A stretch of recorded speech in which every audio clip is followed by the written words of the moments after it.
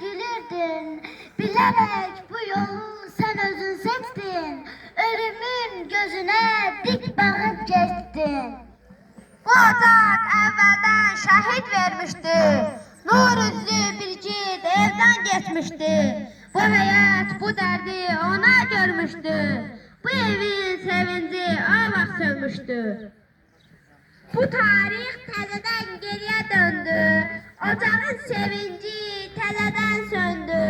Yenə də bir şəhid, yenə gözyaşı. Yarımçıq bir ömür, ağlar bir ana. Qoşa şəhidlərin ocağı oldu. İki qönçə ömür saralıb soldu. Ananın gözyaşı şəlalə oldu. Yeni tarix yazdı qoşa şəhidlər. Allah bütün şəhidlərimizə rəhmət eyləsin. Şəhidlərimizin ruhu qarşısında baş əyilir.